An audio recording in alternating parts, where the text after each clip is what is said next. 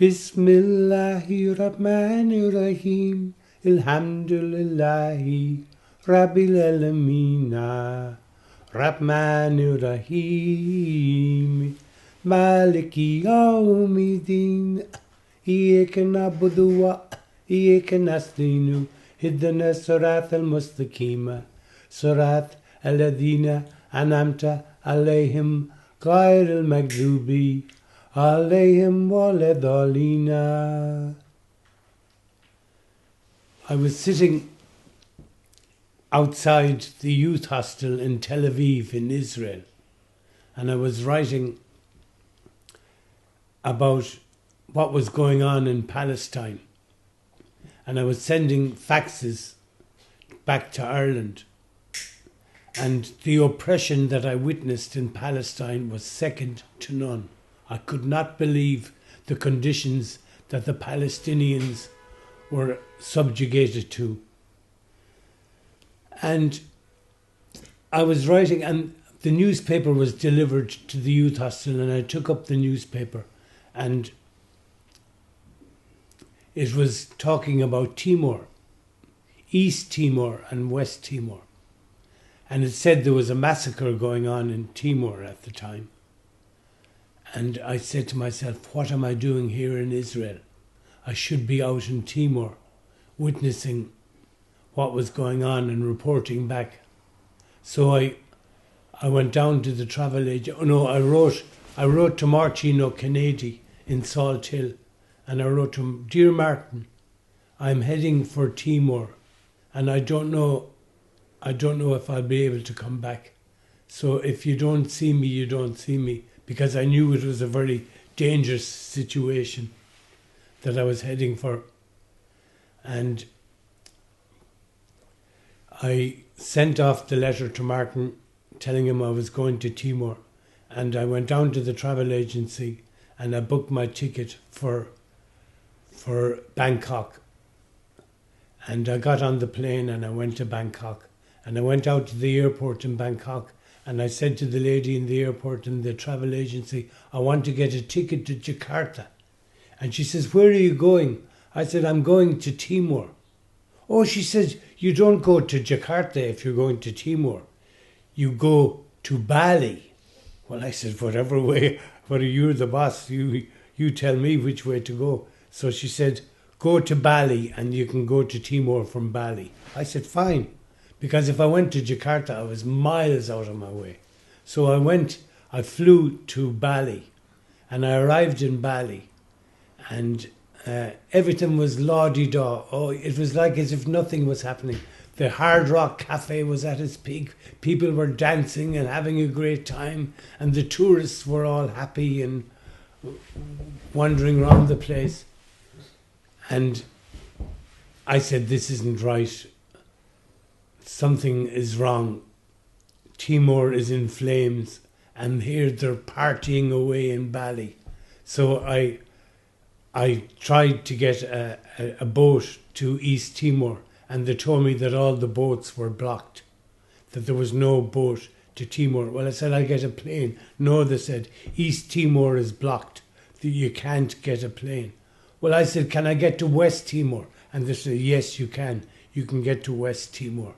So I said, well, I'll go to West Timor. So I booked a flight to West Timor and arrived in the capital, Kupang. And the atmosphere was very tense in Kupang. Oh, it was unbelievable. Walking down the street, people were looking at me, and some of them were friendly, some of them were not friendly. It was very hard to make out what was going on.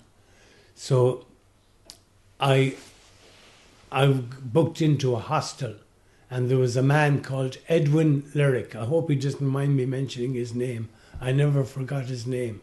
His name was Edwin Lyric, and he took me under his wing, and he was watching out for me in Kupang. And I had the guitar with me, and he was very fond of the guitar, and I used to pass over the guitar to him, and the two of us would play every so often. But he said, I don't know what you're doing here in Timor. Nobody comes to Timor at this time. It's the Armageddon of the East Timorese. That's what he told me, word for word. It's the Armageddon of the East Timorese. As if I didn't doubt him, I knew it was. Because there was a massacre going on in Timor of the Timorese. But seemingly nothing was happening in West Timor. That's where I was. And then one night on the BBC World Service, I was listening under the bedclothes for fear that that Edwin would hear me listening to the radio, and I heard that there was a massacre going on in West Timor, in a place called Atambua. Now, East Timor is a fairly big island. It looks small on the world globe, but it's a big island. It's a big island, and so I decided I was going to go to Atambua, where the BBC said there was a massacre of 150,000 Timorese, East Timorese, that had fled from East Timor into West Timor when the Indonesian militia arrived from Jakarta into East Timor. They fled into West Timor. So I went down to the bus station, and I told Edwin, I said, I'm going to Atambua. No, he says, you can't, nobody goes to Atambua. And I said, well, I'm going to Atambua. And he says, why are you going to Atambua? I said, I just want to see Atambua. And he said, okay, if that's what you want to do, that's what you want to do. So I went down to Atambua. I went down to the bus station in Kupang. Kupang is the capital of West Timor. And I booked my ticket, and I met a nurse. At the bus stand, and she said, are you going to Atambua? Oh, she said, have you any relatives back in Ireland? And I said, I have. She says, you better write them a postcard or something and tell them you're going to a dangerous area. I said, really? So I wrote to my sister. I sent a postcard to my sister telling her I was going to Atambua, and I had no guarantee if I was going to return. That's all I could manage to say in the postcard. So I got on the bus, and the atmosphere was very tense. There was some refugees some East Timorese had managed to make it to Kupang, and they were coming up to me and asking me for help. But what could I do? I was only a lone soul walking the streets of Kupang. But anyway, I got on the bus and I headed for Atambua. I never forgot the name, Atambua. And it was a journey of about 8 hours. So it's a big island. And we were travelling all through the day. And next thing, we arrived at a coffee shop. And there was a break. And I saw a fire. I thought I saw a fire. And it's very peculiar. A fire. And next thing, we got back on the bus after the coffee break. And next thing, there was all fires along the way. And next thing, the bus turned a corner. And there was the massive fire. I never saw a fire so big in all my life. It was the biggest bonfire I ever saw. And then I realised they're burning the bodies in the bonfire. And the blood ran down my spine. I was terrified. And we arrived at night time in Atambua, and everybody got off the bus. But I didn't know where to go. So I said to the bus conductor, where am I going to go? And he got very nasty with me. And he said, what are you doing in Atambua? And I said, I'm a tourist. And he said, tourist? He says, what are you doing here? Nobody comes to Atambua. And I said, I'm just looking for a hotel. And he says, come. And I was the only one on the bus, and the bus driver drove me up, and we landed at a military camp. And the bus conductor got off the bus, and he went over to the military man. I don't know if he was a sergeant or a major or a colonel, and he said, we have a man on the bus and we don't know what to do with him. And he said, bring him to a hotel. So they brought me to a hotel, and they wouldn't let me into the hotel. So he says, look at the trouble you're causing me. He says, take him to another hotel. So they brought me to another hotel and they let me into the hotel. And I sat down and I met a doctor from Sumatra. And he said, I have come to Atambua to help out. What on earth are you doing in Atambua? And I said, I'm just a tourist. Tourist? So he said, go to bed. So I went into my bedroom and I woke up about 2 o'clock in the morning. I woke up. I thought I heard screams and I couldn't make it out. I thought the screams were in the distance and I said, shitty, will I go out onto the street? But I was afraid to go out onto the street. So it wasn't the door of my toilet. There was an ensuite toilet in the room. And I went into the toilet and there was a window open and the screams were unbelievable. And the dogs were barking and barking and barking. They had dogs out to stop the noise of the screams. But it was a fight between the noise of the dogs and the noise of the screams. And it was unbelievable. The screams, oh. So I went back into my room and I was just terrified. And I couldn't sleep that night. And I got up in the morning and I went into breakfast. And they said, what are you doing? And more, what are you doing in Atambua? And I said, I'm going to leave. Oh, a wise choice, says the lady of the guest house. A wise choice. Are you going to leave by plane? Or are you going to leave by bus? And I said, I just said, I'll go by bus. And she said, good, go. And I said, where is the bus station? And she wouldn't answer me. So I said, do you know where the bus station? She wouldn't answer me. So I went out onto the street and I took a guess. I went left and I guessed right. And I went down and down and down. And I kept asking people on the street and they were all very, very unfriendly to me. They wouldn't answer me. I was making sign language, autobus, autobus. And eventually someone pointed me in the right direction. And I came back and I went down to the bus station. And lo and behold, who did I meet in the bus station? Only the same bus conductor that brought me to the military camp and got me into the hotel. And he says, oh, you're back. And I said, I'm going back to Kupang. Oh, he says, good, good. I said, have you got a ticket for Kupang? Maybe. So he says, wait there. So I must have waited for half an hour, standing up. And I went over to him. I said, are you going to let me go back to Kupang? And he says, whoa. And he brought me up to the ticket office and gave me a ticket for back to Kupang. And I went back to Kupang on the bus, and the atmosphere was so tense. It was unbelievable. And on the way back, all the fires again. The fires. I didn't see that big fire. I didn't see that big fire on the way back. So anyway, we arrived back in Kupang, and Edwin Lyric, I went back to the hostel, and he says, oh, you're back. I said, I'm back, yeah. How is Kupang? I said, fine. So he said, well, he says, it's your stew. You've created all the trouble for yourself. So he says,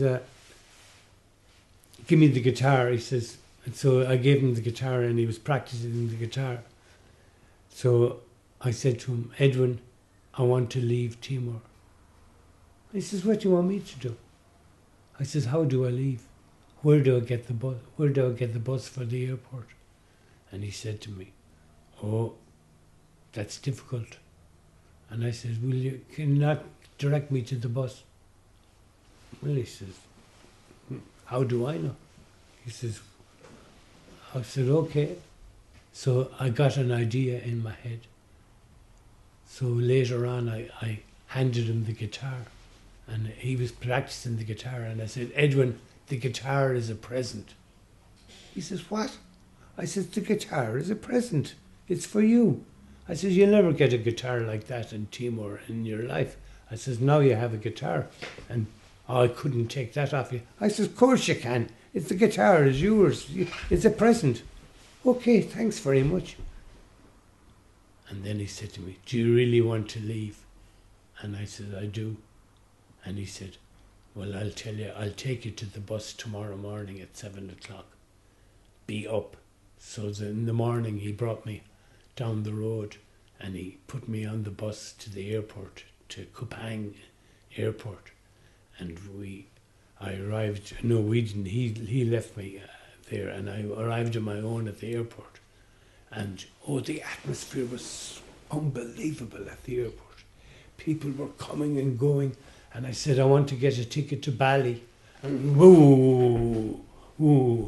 I said, I want to get a ticket to Bali. Who are you? What are you doing here in Kupang? I said, I'm a tourist. Tourist, yeah. So eventually, she called me over and she said to me, you have a ticket back to Bali. So I flew back to Bali. And that night, Bali was all la-di-da, tourists, Hard Rock Cafe, everything was lovely-dovey. And the tourists were enjoying themselves and everything was lovely. So I got back to Bali and I was sitting in a cafe eating a meal.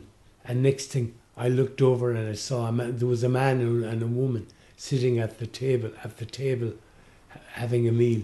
And next thing the man did that to me. So I went over and he says, sit down, he said to me. And I said, okay. He says, bring over your meal and join us. So I brought over the meal and I joined the two of them. And he says, what are you doing in Bali? So I knew straight away it was the police in plainclothes uniform. So I said, I'm a tourist. A tourist? And where were you? Where did you travel much? Well, I was out in Timor, I said to them. Timor? And what did you see in Timor? Oh, I just said I was just there as a tourist. I was just looking around. So he said, gee, that's amazing. He says, and you're just a tourist? I said, that's all I am, yeah, a tourist.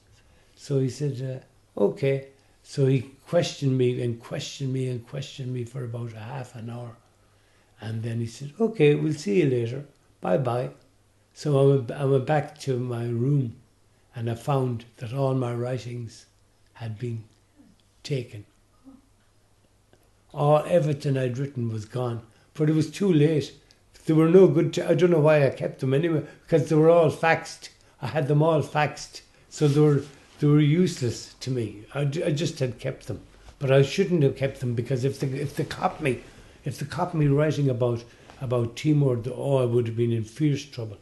But they were gone anyway. The writings were all gone when I went back to the room. And I knew then for certain that these people were from the police. With great difficulty, I got a ticket back to Bangkok. And I went out to the airport in Bali, and the atmosphere was very tense in the airport.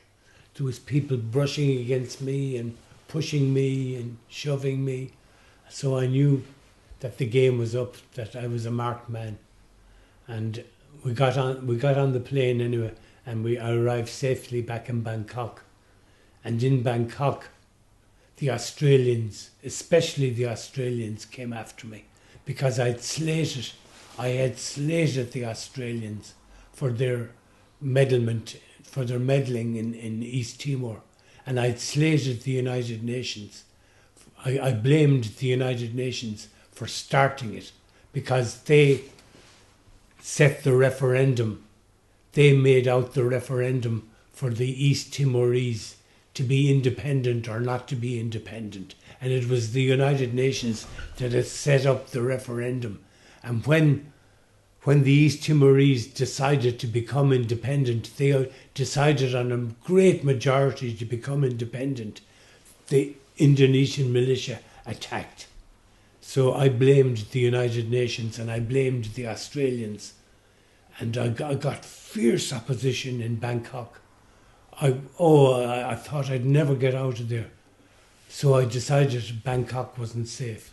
So I decided to go to Japan, and I went down and I booked a ticket and I got on a plane and I went to Tokyo, and I set myself up in a cafe, or in a youth hostel in Tokyo, and they couldn't do enough for me in the youth hostel. The man who owned the youth hostel in Tokyo was an ex-policeman, and he took me under his wing, and he said, this is your table, this is your seat, and you write what you like, he said, and you stay there all day, take your time, you have to do what you have to do. I told him I was just back from Timor, and he said, we know, you keep writing.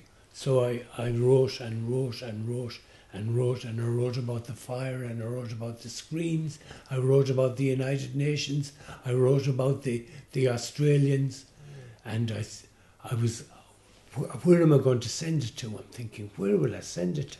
So I phoned up my sister and I said, is there anyone in Ireland that can take information about Timor? And she said, well, there's a man in Dublin. His name is Tom Hyland or Tim Hyland. He said he's belonged to the East Timor refugee crisis. He'll take it. So I said, could you get his fax number? So she said, give me a break, I'll try. So she phoned me back and she says, I have his fax number. I don't know how she got it, but she got his fax number. And I faxed 17 faxes to Tom or Tim? Tom Hyland. I sent him 17 faxes about what I had experienced in Timor. And he went on the Late Late Show. And in Ireland, that's a popular show. And they asked him, where did he get his information from? And he said, it's confidential. And they said, well, can you tell us anything? He says, all I'll say is I got it by fax. So that's my experience in Timor.